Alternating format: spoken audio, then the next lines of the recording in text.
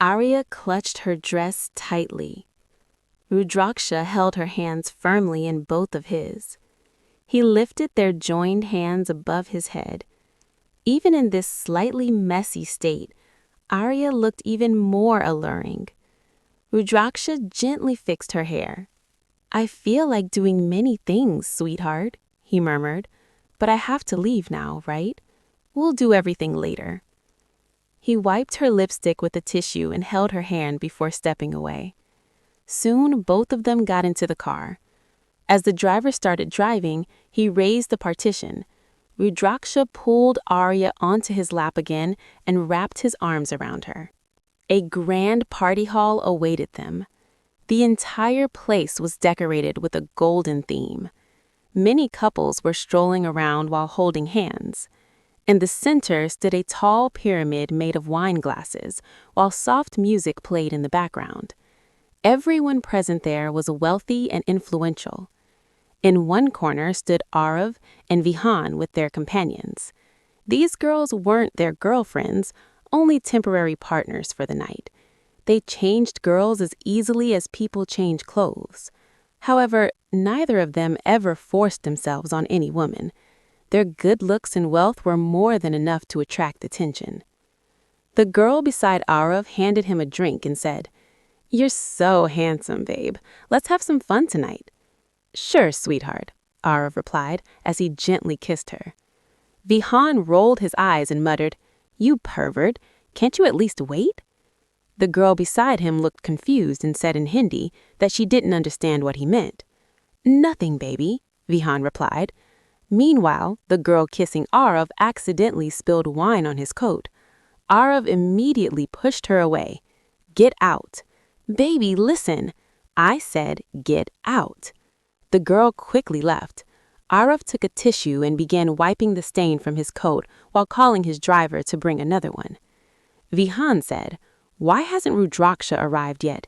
Only he knows his own timings." Just then, the driver arrived with a new coat. Vihan smirked. "By the way, who do you think he'll bring us his partner tonight? Your sister-in-law or someone else?" Arav shook his head. "I doubt he brought Arya here. He's so possessive about her that he won't even let people look at his wife." Both of them quietly sipped their wine. Suddenly, there was a stir near the entrance. Arav glanced toward the gate and nearly choked on his drink. "Vihan, what the hell are you doing?" he said while gesturing behind him. Vihan turned to look, and his eyes widened in shock. A little earlier, Arya had been sitting with Rudraksha in the car. Their car had stopped outside the party hall. Arya nervously rubbed her fingers. She had never attended such a grand event before. Rudraksha held her hand and stepped out with her. The moment she appeared, everyone's eyes seemed to settle on Arya. After all, Arya looked stunning, hot and incredibly attractive. The men standing outside stared at her with desire, which made Arya uneasy. She tightened her grip on Rudraksha. But the fear she felt wasn't really for herself. It was for those men, because Rudraksha's anger toward them was visible in his gaze. He looked around sharply. Just then, a middle-aged man approached them and shook hands with Rudraksha. "Hello, Mr. R.S." Rudraksha shook his hand in return. "Hello, Mr. Vilas." Mr. Vilas glanced Arya up and down before smiling. "Hello, beautiful lady." He extended his hand to her.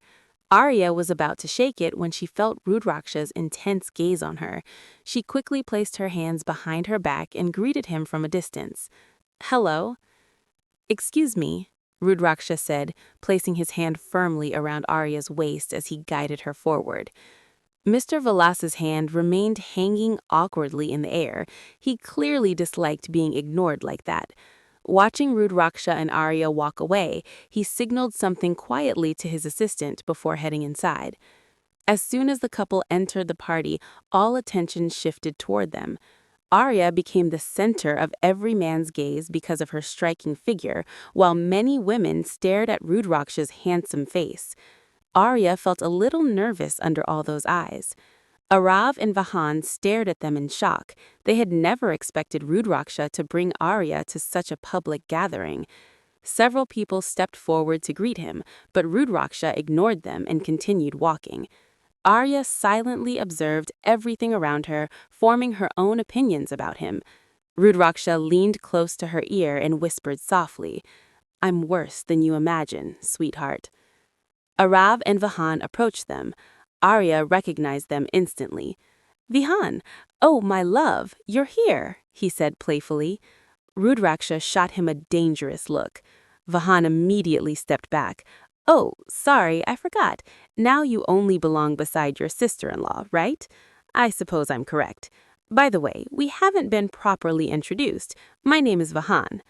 Arya ignored his extended hand and simply greeted him. Vahan laughed. "Brother, don't tell me you've even banned sister-in-law from shaking hands with anyone." Rudraksha replied calmly, "And what's wrong with that? I'm her husband. Only I have the right to touch her, no other man." Both Arav and Vahan shook their heads as if saying nothing could change him. Arav introduced himself to Arya as well. She quietly stood there. Rudraksha ordered wine for himself and juice for Arya. Meanwhile, the party host remained busy greeting guests. Rudraksha sat at a table with Arya while Arav and Vahan joined them. His presence carried such a dangerous aura that no one dared come close. Arya watched everything around her with growing surprise. Arya looked around the hall. There were many dancers performing in short outfits. In one corner, a man was surrounded by several girls, while somewhere else, a woman stood among many men, all clinging closely to each other. Arya thought to herself, "What kind of place is this? Have you brought me to a party like this? If parties are like this, I will never come again." Just then, she noticed a glamorous girl walking toward them in high heels, moving like she was on a runway. The girl confidently came over and sat on Rudraksha's shoulder while gracefully moving her hands.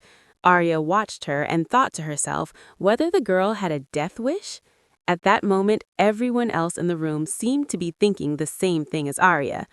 However, the girl clearly didn't know Rudraksh. She had no idea what kind of person he was.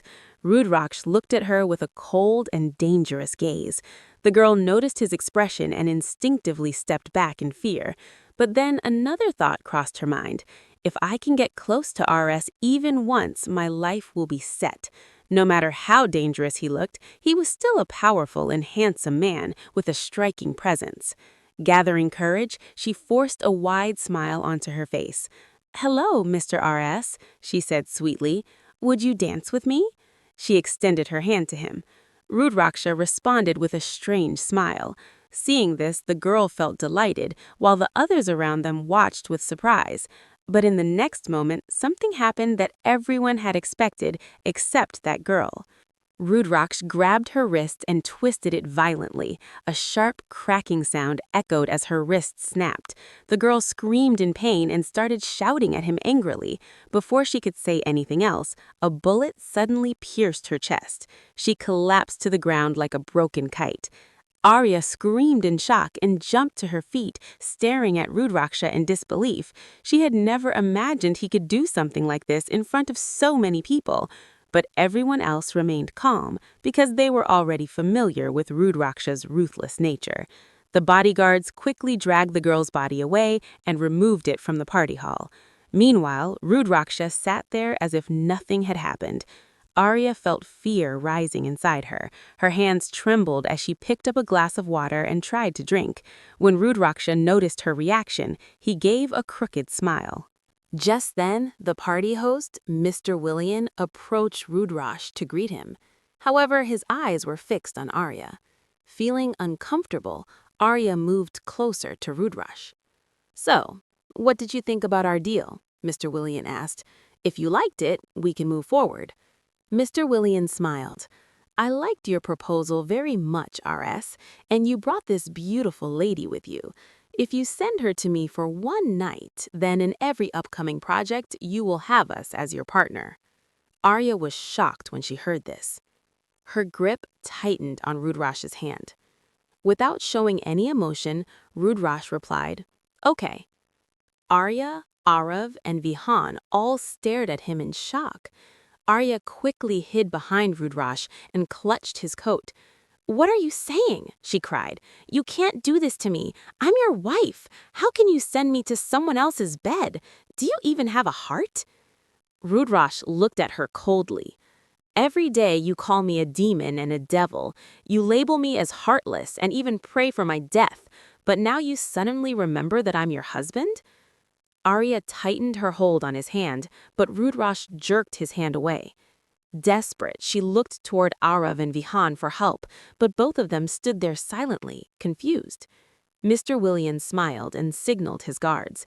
They grabbed Arya and started dragging her away. "Rudrash!" Arya shouted loudly. Hearing his name spoken with such desperation brought a faint smile to Rudrash's lips. He felt a strange satisfaction hearing her call him like that. Inside the party hall, everyone watched the scene with interest. For them, this was nothing unusual. Many businessmen offered their partners in exchange for deals. However, no one there knew that Arya was not just Rudrash's partner for the party, she was his life partner. Arya had spoken in Hindi, which most people there didn't understand. They only understood English. Vihan finally spoke. "Rudrash, have you lost your mind? What are you doing? This isn't right." Rudrash replied coldly, "My mind is already disturbed, and if you don't want me to kill you, then stay quiet." Before Vihan could argue again, Arav signaled him to stop. He knew that once Rudrash decided something, no one could change it. Still, somewhere deep down, he hoped Rudrash had another plan. "Let it be," Arav said quietly.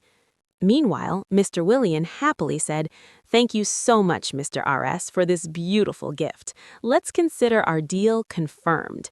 He asked his assistant to bring the documents. The papers were placed before Rudrash for signing. "The deal is finalized," Mr. William said. "All the conditions are written clearly.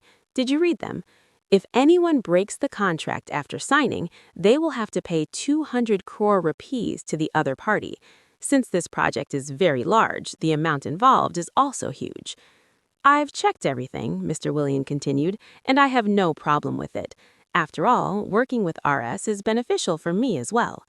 Rudrash smiled faintly and shook his hand. Mr. William immediately left to go see Arya. The moment he saw her beauty again, his body grew restless with desire. The guards had already taken Arya to a hotel room and locked the door. Arya lay helplessly on the bed. Arya cursed her fate. Rudrash had wronged her as well, yet he was still her husband. But what Mr. William was about to do with her could only be called rape. "I will never let this happen to me," Arya whispered to herself. "I would rather die, but I won't let even a scratch touch my body." She began looking around the room. Her eyes fell on a glass flower vase. She threw it against the wall, shattering it into pieces. Picking up a sharp shard, she placed it against her wrist and closed her eyes.